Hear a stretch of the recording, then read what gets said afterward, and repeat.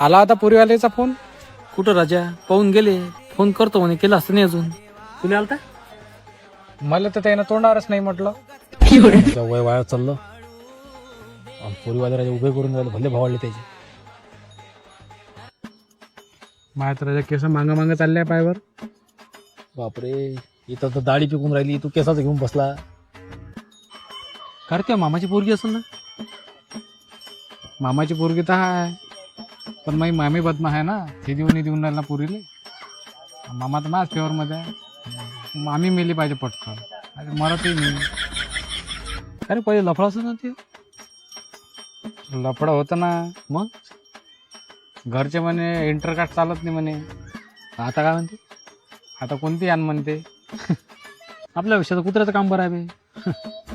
लग्न नाही करावं लागे ना, फक्त नाही करावं लागे. नाही होत नाही बे तुमचं लग्न. कुत्रच मारून फेका.